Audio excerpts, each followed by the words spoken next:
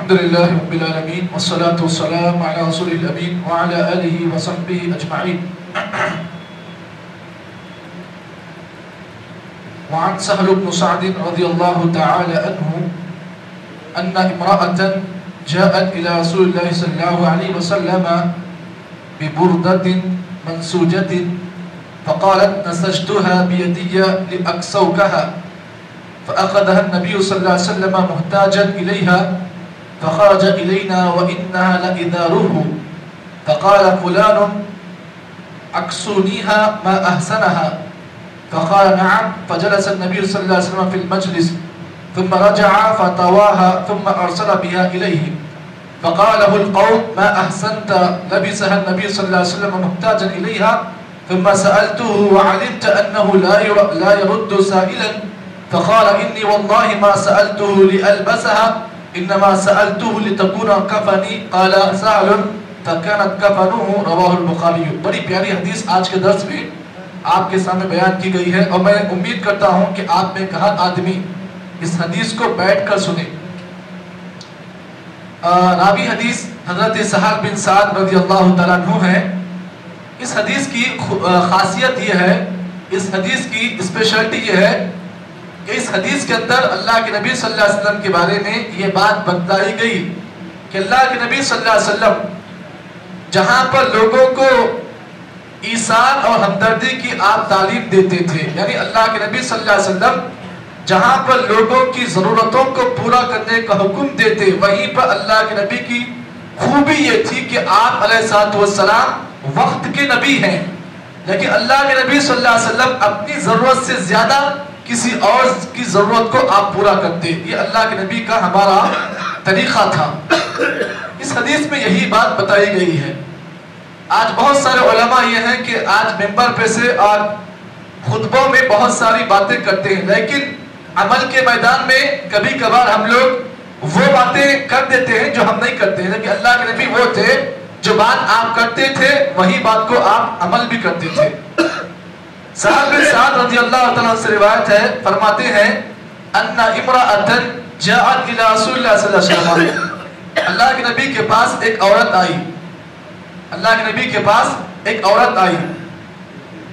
کیسے آئی؟ ببردۃ منسوجہ, اللہ کے نبی کے پاس ایک عورت ایک چادر لے کر آئی, اور چادر کیسی تھی؟ منسوجہ. وہ عورت اس چادر کو اپنے ہاتھوں سے بنی ہوئی چادر لے کے آئی. اس زمانے میں بننے کا ماحول تھا.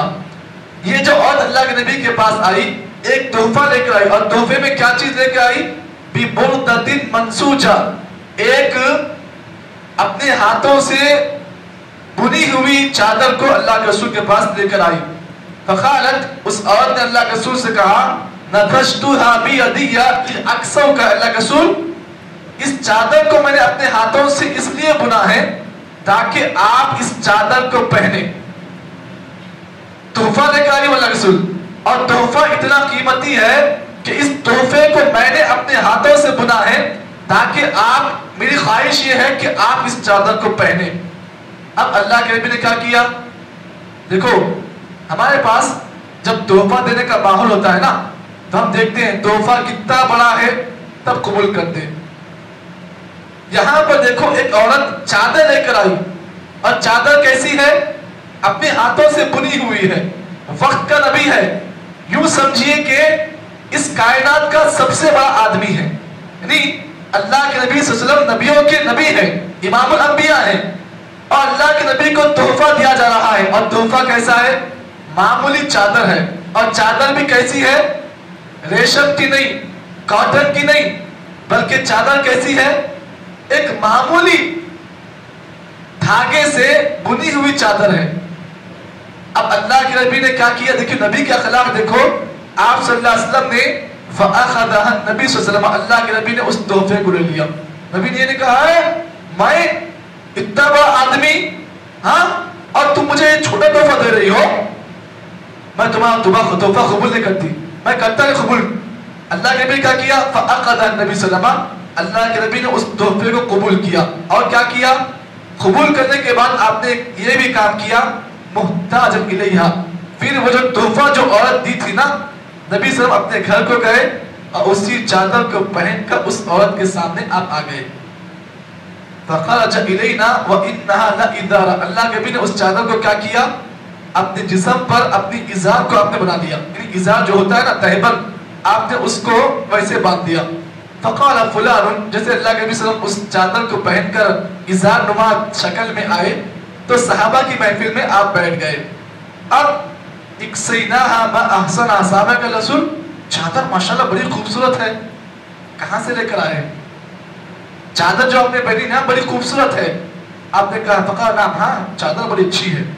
آپ نے کہا ہاں بڑی اچھی چادر ہے. فجلس النبی صلی اللہ علیہ وسلم فی المجلس، اللہ کے رسول مجلس میں بیٹھے ہوئے تھے. جو آدمی تعریف کیا نا اس کی لالچ یہ تھی اللہ رسول بہتر ہوتا کہ آپ چادر مجھے دے دیں. تحفہ کس کو؟ نبی کو آیا ہے اور نبی اس تحفے کو پہن کر آئے ہیں. ایک آدمی جو مجلس میں تھا تعریف کیا، اور تعریف کرنے کا مقصد یہ تھا کہ اللہ کے نبی سے ڈائریکٹ نہیں پوچھا بلکہ تعریف کے انداز میں کہا رسول چادر بڑی اچھی ہے. نبی سمجھ گئے کہ یہ ہو نہ ہو چادر مجھ سے طلب کر رہا ہے. نبی صلی اللہ علیہ وسلم نے کیا کیا؟ فجلس نبی فی المجلس ثم رجع فتوى، اپنے گھر کو گئے، جو چادر آپ نے پہنی تھی اس کو لایا اور موڑ کر اس آدمی کو دے دیا. اس کے بعد اب دیکھیے، اب صحابہ اکرام جو وہاں بیٹھے تھے نا، اب اس آدمی کے ساتھ کیا معاملہ صحابہ نے کیا اب دیکھیے. فقال له القوم، صحابہ نے کہا ما احسنت، تو نے اچھا نہیں کیا، تو نے اچھا نہیں کیا. لوگ اس آدمی کو ملامت کرنے لگے. کس آدمی کو؟ جو اللہ کے نبی سوال کیا نا، صحابہ نے اسے ملامت کیا، تو نے اچھا نہیں کیا. نبی صلی اللہ علیہ وسلم محتاج الیہا، ہم نے اللہ کے نبی کو دیکھا کہ وہ چادر میں آپ بڑے خوبصورت لگ رہے تھے، تو نے اللہ کے نبی سے سوال جو کیا نا تو نے اچھا نہیں کیا. پوری قوم پورے صحابہ مل کر اسے ملامت کرنے لگی. اس کے بعد ثم سألت علمت انه لا يؤتي شيئا، صحابہ نے اس آدمی سے کہا تجھے نہیں معلوم کہ ہمارے نبی بڑے کھلے دل کے آدمی ہیں، آپ سے جب بھی کوئی سوال کرتا نا تو آپ جو کچھ ہے دے دیتے. ہمارے نبی بڑے کھلے دل کے آدمی تھے.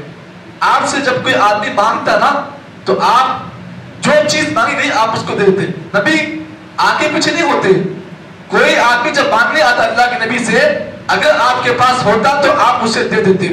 فقال انی واللہ ما سألته لألبسها، اس آدمی نے کہا لوگوں مجھے ملامت مت کرو، قسم اللہ کی میں نے اللہ کے نبی سے جو چادر پوچھی نا یہ میں اپنے پہننے کے لیے نہیں پوچھی، بلکہ میں نے اس چادر کو اس لیے پوچھا اللہ کے نبی سے تاکہ نبی کے جسم سے جو چادر لگی ہوئی ہے نا وہ میرے مرتے وقت میرا کفن بن جائے، میں اسے اپنے کفن کا کپڑے میں استعمال کروں گا. اللہ اکبر. یہ پوری حدیث ہے جسے امام بخاری نے اپنے صحیح بخاری میں روایت کیا. دیکھیے اس حدیث سے بہت سارے مسائل نکلتے ہیں. سب سے پہلا مسئلہ اس حدیث سے جو نکلا وہ یہ ہے کہ اللہ کے نبی محمد عربی صلی اللہ علیہ وسلم کی ذات سے تبرک حاصل نہیں کیا جائے گا. یہاں پر معلوم کیا ہوا؟ نبی کی ذات سے تبرک حاصل کرنا جائز نہیں ہے. صحابہ اکرام نے اللہ کے نبی صلی اللہ علیہ وسلم جب تک دنیا میں زندہ رہے کبھی بھی آپ کی ذات سے تبرک حاصل نہیں کیا، بلکہ اللہ کے نبی صلی اللہ علیہ وسلم کے جسم سے کوئی چیز لگ کر آئی تو صحابہ نے اسے تبرک حاصل کیا ہے، لیکن نبی سے ڈائریکٹ تبرک حاصل کرنا یہ جائز نہیں ہے. یہ پہلا مسئلہ نکلا.